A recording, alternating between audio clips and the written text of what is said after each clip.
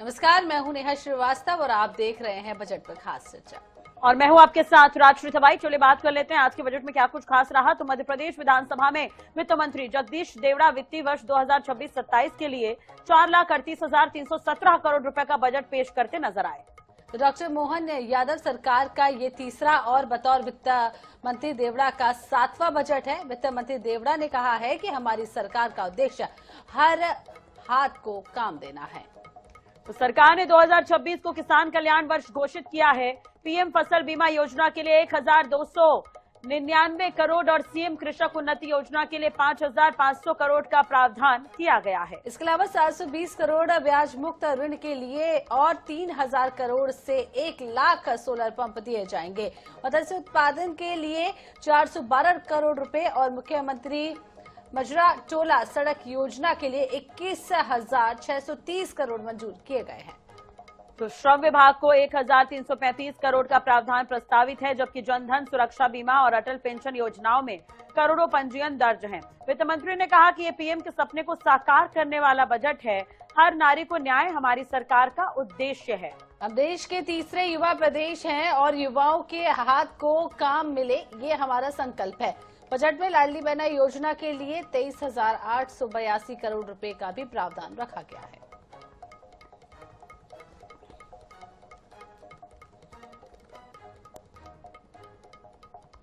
तो मध्य प्रदेश सरकार का बजट आ जा चुका है और आपको बता दें कि बजट में 3 साल की प्लानिंग की झलक भी देखने को मिली है। इसके अलावा आपको ये भी बता दें कि ये बजट बेहद महत्वपूर्ण है क्योंकि 2047 विजन और 3 साल की स्पष्ट प्लानिंग इस बजट में देखने को मिली है। तो 3 साल का ये विजन है और आपको बता दें किसान और इंफ्रास्ट्रक्चर पर फोकस ये बजट जो है वो पेश किया गया। किसानों को सौगात यहाँ पर दी गई है। इंफ्रास्ट्रक्चर के लिहाज से भी बहुत बड़ी सौगातें यहाँ पर मिली है। अब 1 लाख किसानों को सोलर पंप मिलेंगे। सीएम कृषक उन्नति योजना के तहत 5500 करोड़, ब्याज मुक्त लोन के लिए 720 करोड़, पशुपालन विकास के लिए 2,364 करोड़, किसानों को 1 लाख सोलर पंप उपलब्ध कराने की जिम्मेदारी सरकार ने ली है। तो मत्स्य उत्पादन के लिए 412 करोड़, 8वीं तक की फ्री टेट्रा पैक दूध जो है वो बच्चों को दिया जाएगा। इसके अलावा 15,000 शिक्षकों की भर्ती भी होगी। मध्य प्रदेश में लाडली बहनों के लिए 23,882 करोड़ का भी बजट जो है उसका प्रावधान रखा गया है। साथ ही विधायक निधि नहीं बढ़ाने पर हंगामा भी बजट सत्र के दौरान देखने को मिला।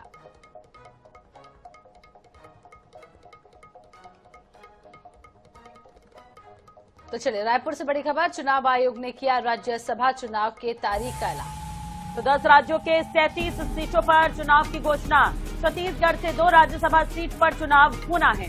इसके अलावा केटीएस तुलसी फूलोदेवी नेताम का कार्यकाल अब पूरा हो रहा है और 9 अप्रैल 2026 को होगा दोनों राज्यसभा सांसदों का कार्यकाल पूरा। तो 5 मार्च तक नामांकन जमा करने का समय दिया गया है। 16 मार्च को राज्यसभा सीटों पर मतदान होगा।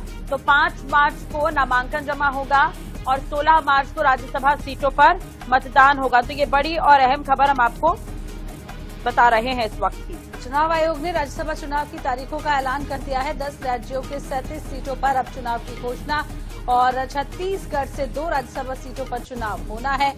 केटीएस तुलसी फूलोदेवी नेताम का कार्यकाल चूंकि पूरा हो रहा है, अब 9 अप्रैल 2026 को दोनों राज्यसभा सांसदों का कार्यकाल पूरा हो जाएगा। तो राज्यसभा की 37 सीटों के लिए चुनाव कार्यक्रम की घोषणा हो गई है। राज्यसभा चुनाव के लिए जो वोटिंग होनी है वो 16 तारीख को होगी।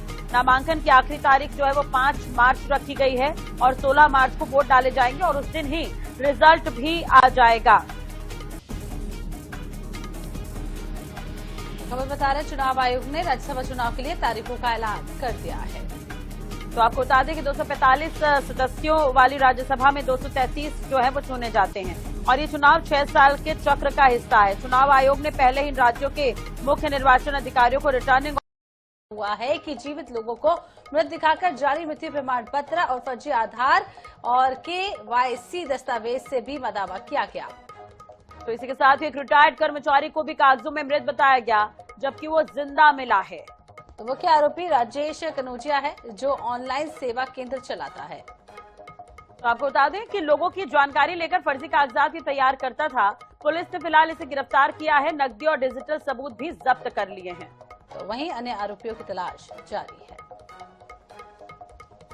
थाना पाटन के अंतर्गत HDFC लाइफ का जो ब्रांच है उसमें NPS जो अकाउंट होता है पेंशन वाला, उसमें मृत्यु प्रमाण पत्र लगा के वहाँ के कर्मचारी के द्वारा जो पेंशनर है उनकी राशि को निकाल लिया जा रहा था, जिस पर थाना पाटन में अपराध पंजीबद्ध कर आरोपी को गिरफ्तार किया गया है। इधर ग्वालियर में रिटायर्ड संयुक्त कलेक्टर उमा करारी के साथ धोखाधड़ी करने वाले आरोपी को जिला कोर्ट ने 7 साल की सजा से दंडित किया है। इसके साथ ही अलग अलग धाराओं में 5,000 रुपए का जुर्माना भी लगाया गया है। मामला गांव जमरोहा स्थित लगभग 2.257 हेक्टेयर जमीन का है। तो उमा करारी के पिता की मृत्यु के बाद उनकी मां कंचन देवी का नाम राजस्व रिकॉर्ड में दर्ज हो गया था। साल 2015 में इसी जमीन को चरण सिंह को बेच दिया गया था। तो गवाह में यहां पर भगवान सिंह का नाम था और मामले में उमा करारे ने पुलिस में शिकायत की। तो आवेदन में यह भी बताया गया है कि उनकी मां की काफी समय पहले ही मृत्यु हो चुकी है। कोतवाली पुलिस ने 7 दिसंबर 2019 को भगवान सिंह को गिरफ्तार कर लिया था। अब जांच में खुलासा हुआ है कि भगवान सिंह ने रजिस्ट्री कराने में अहम भूमिका निभाई। उसने बतासो बाई को कंचन देवी के तौर पर रजिस्ट्रार कार्यालय में प्रस्तुत किया। वहीं केस के अन्य 2 आरोपी को कोर्ट ने साक्ष्य के अभाव में बरी कर दिया है।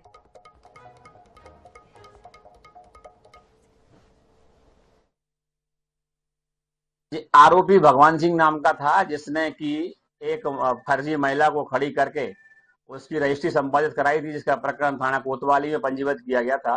विवेचना के दौरान ये पाया गया कि जिस महिला ने रजिस्ट्री करी है वो कोई अन्य महिला थी और जिस महिला के नाम से रजिस्ट्री हुई है वो पहले ही पूर्व में मृत हो चुकी है, जिसको आधार पर अभियोग पत्र माननीय न्यायालय के समक्ष प्रस्तुत किया गया था। दुर्ग जिले में एक परिवार के अंदर ही धर्मांतरण के लिए दबाव डालने का मामला देखने को मिला है। दरअसल लेवी थाना क्षेत्र में रहने वाले एक परिवार में बेटे ने पहले ईसाई धर्म अपनाया, इसके बाद अपनी मां को भी ईसाई धर्म अपनाने के लिए दबाव डालने लगा। लेकिन मां ने धर्मांतरण करने से इनकार किया तो उसने मां से ही गाली गलौज की और जान से मारने की पुलिस को धमकी दी है। इसके बाद पुलिस ने महिला की शिकायत पर ईसाई धर्म अपनाने के लिए जबरन दबाव बनाने वाले बेटे को गिरफ्तार कर लिया है। आरोपी के खिलाफ धर्म स्वातंत्र्य अधिनियम 1968 की धारा के तहत अपराध दर्ज कर लिया गया है।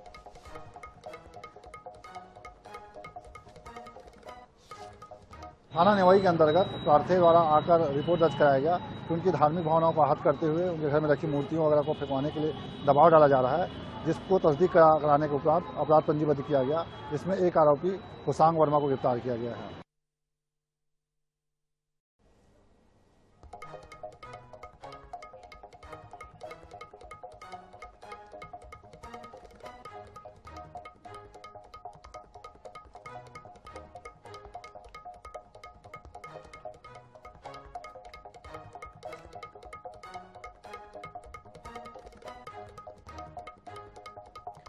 तो दुर्ग से धर्मांतरण से जुड़ा हुआ ये पूरा मामला सामने आया है, जहां एक युवक ने धर्मांतरण कर लिया, उसके बाद अपनी मां पर भी धर्म परिवर्तित करने के लिए उस पर दबाव बनाता रहा। हालांकि मां थाने पहुंची और शिकायत दर्ज कराई।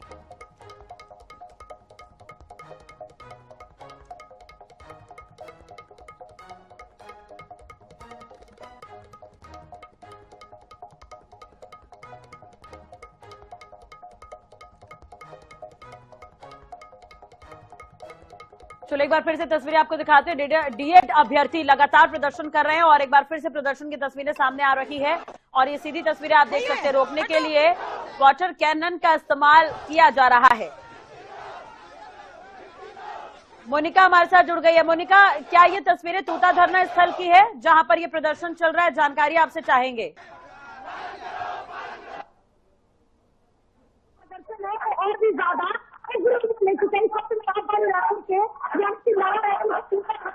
मौजूद हूँ और जिस तरीके से देख रहे हैं रायपुर के तूता धरना स्थल पर मौजूद ने उग्र रूप ले चुका है, वो आप देख रहे हैं। जो कई गाड़ियां हैं वो यहाँ पर खड़ी हुई हैं, जो कई गाड़ियां हैं वो यहाँ पर खड़ी हुई हैं और जो आग लगने से पहले ही कोशिश है वो यहाँ करना शुरू किया। जो डीएड अभ्यर्थी है कर्मचारी साथ ही साथ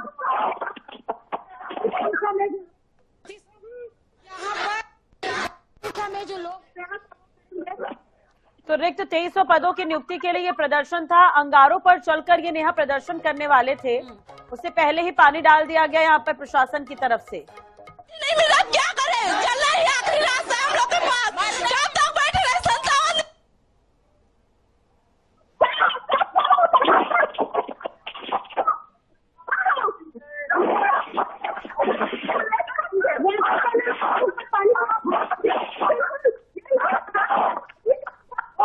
आवाज थोड़ी साफ नहीं आ पा रही, लेकिन मोनिका आप तस्वीरें दिखाते रहिएगा। और वाकई ये तस्वीरें आप देख सकते हैं, इससे ही अंदाजा लगाया जा सकता है कि प्रदर्शन अब कितना उग्र हो चुका है, क्योंकि प्रदर्शनकारियों को हटाने के लिए वहां पर वाटर कैनन का इस्तेमाल किया गया। 2300 पदों की नियुक्ति के लिए यहाँ पर आग के अंगारों पर चलते हुए नजर आए यहाँ पर डीएड अभ्यर्थी। तो लगातार ये प्रदर्शन की तस्वीरें देखने को मिल रही है और 2300 पदों की भर्ती का ये पूरा मामला है। चलिए बात कर लेते बलौदा बाजार की, जहां पर मिलावट के खिलाफ खाद्य विभाग ने बड़ी कार्रवाई की है। छापेमारी के दौरान अन्नपूर्णा ट्रेडर्स दाल मिल में एक ड्रम में संदिग्ध काला केमिकल रंग मिला है। अब आशंका यह है कि इसी से उड़द दाल को कृत्रिम रूप से गहरा बनाकर बाजार में बेचा जा रहा था, जो लोगों की सेहत के साथ खुला खिलवाड़ है। तो कार्रवाई के दौरान खाद्य विभाग की टीम ने करीब 8 लाख रुपए कीमत की 316 बोरी उड़द दाल और संदिग्ध रासायनिक रंग को जब्त कर लिया है। वही सैंपल लेकर जांच की जा रही है। जांच के लिए रायपुर भेजा गया है सैंपल, और जांच रिपोर्ट आने के बाद ही आगे की जो कार्रवाई है वो होगी।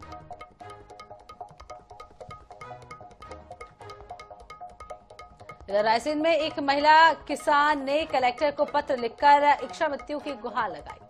दरअसल जिला मुख्यालय से 30 किलोमीटर दूर भूसीमेटा गांव में महिला किसान भारती रायकवार ने 2 मेगावाट का सोलर प्लांट लगवाया है। इसके लिए उसके बैंक से 6 करोड़ रुपए और 3 करोड़ रुपए से ज्यादा की रकम महिला ने खुद और रिश्तेदारों से लगवाई है। प्लांट अब पूरी तरह से बनकर तैयार है। बताया जा रहा है कि नकतरा सब स्टेशन तक बिजली के पोल तो लग गए, लेकिन 1 महीने बाद भी बिजली कनेक्शन नहीं मिल पाया है। रायसेन विद्युत विभाग के अधिकारियों की अनदेखी की वजह से प्लांट अधर में लटका हुआ है। तंग आकर महिला किसान ने कलेक्टर इच्छा मृत्यु का आवेदन दिया। तो महिला ने विभागीय अफसरों पर रिश्वत मांगने के भी आरोप लगाए हैं, जिसके बाद जिला कलेक्टर ने सख्त निर्देश देते हुए विद्युत मंडल के एसई को निर्देशित कर दिया है। ये हमने पीएम कुसुम योजना ए के तहत 2 मेगावाट का प्लांट लगाया है और जो अभी तक स्टार्ट नहीं हुआ है। क्या वजह है? ये सब अधिकारियों की वजह से चालू नहीं हो पाया अभी। कितने का है ये पूरा प्रोजेक्ट? 9 करोड़ 20 लाख। नवकरणीय ऊर्जा विभाग के अंतर्गत कुसुम योजना का लाभ दिया गया था और नवकरणीय ऊर्जा विभाग के द्वारा इन्हें दिनांक 20/2 तक ऊर्जा संयोजन करने के लिए अनुमति दी गई थी। मेरे द्वारा जो एसई एमपीवी रायसेन से बात की गई तो उनके द्वारा बताया गया कि उन्हें लगभग 5:30 बजे मेल के माध्यम से अनुमति प्राप्त हुई थी। 5 बजे 5:30 बजे के बाद उनके पास ऐसे लोग नहीं थे और उसमें 3-4 घंटे लगते हैं और इसलिए ऐसी स्थिति वो 20 तारीख को उसका संयोजन नहीं कर पाए। दुर्ग जिले में सड़क सुरक्षा को लेकर ट्रैफिक पुलिस ने सख्ती बढ़ा दी है। तो भिलाई के ग्लोब चौक पर खास हेलमेट अभियान भी चलाया गया, जहां ट्रैफिक का एएसपी ऋचा मिश्रा खुद सड़क पर उतरी और लोगों को नियम मानने की समझाइश दी। तो कई जो है बिना हेलमेट चालकों का चालान भी हुआ है। कार्रवाई देख कुछ लोग रास्ता बदलकर भागने लगे तो कुछ जंगल के रास्ते निकल गए, लेकिन चारों ओर तैनात पुलिस ने उन्हें रोक लिया। तो अधिकारियों ने बताया कि हेलमेट सिर्फ नियम नहीं, जीवन की सुरक्षा है। ऋचा मिश्रा ने यह भी कहा है कि हेलमेट न पहनना खुद को खतरे में डालने जैसा है। तो जो लोग बचकर निकल गए उनका चालान घर पहुंचेगा। राहत की बात यह रही कि अब 10 में से 9 लोग हेलमेट पहन रहे हैं और बाकी ये जरूरी भी है।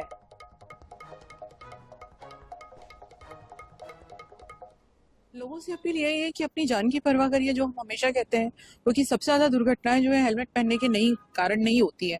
और ये एक छोटी सी बस एक आदत की बात है। जैसे कुछ लोगों से हम लोगों ने बात की, उन्होंने कहा कि अब हेलमेट पहन के उनको ज्यादा सिक्योर महसूस होता है। इवन कुछ ने कहा कि हमारी तो गुटखा खाने की आदत छूट गई। लेकिन हेलमेट रखे रहना, हेलमेट को नहीं पहनना, हेलमेट नहीं पहनने के बहाना बनाना, ये अपने आप से कहीं ना कहीं चीटिंग है और हम लोग तो कटिबद्ध हैं, आपको पहना के ही रहेंगे।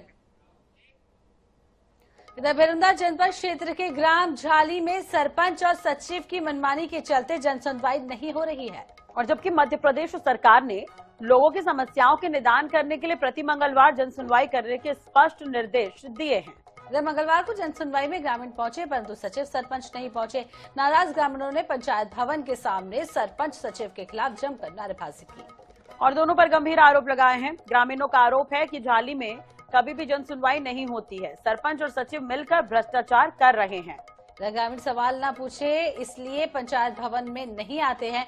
ग्रामीणों का ये भी कहना है कि कई बार वरिष्ठ अधिकारियों को शिकायत भी की गई है, लेकिन कुछ नहीं हुआ। और वहीं जनपद सीईओ ने मामले में कहा कि मेरे संज्ञान में ये नहीं आया है और ये कहकर वो पल्ला झाड़ते हुए नजर आए।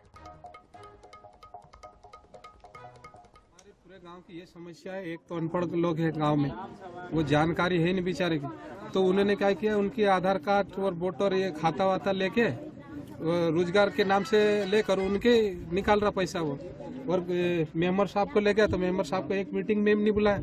मनरेगा का बहुत ज्यादा घोटाला हो रहा है। गांव में नाली का निर्माण कर दिए, काफी पैसे निकल चुके हैं, अभी निर्माण का काम हुआ नहीं। वो लाइट 6 लाइट का था, लाइट 2 सरपंच साहब ने उसके घर ही लगा चुके और 2 यहाँ लगी है। जनसुनवाई का जहाँ तक विषय है, वहाँ पर ग्राम पंचायत के सचिव फुल टाइम नहीं है। उनके पास 2 पंचायतों का प्रभार है, झाली और रफीगंज।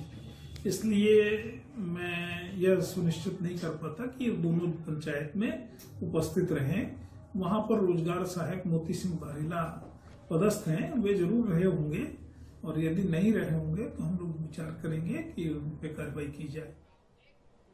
और इसी के साथ इस बुलेटिन में फिलहाल इतना ही। खबरों के लिए बने रहिए हमारे साथ। नमस्कार।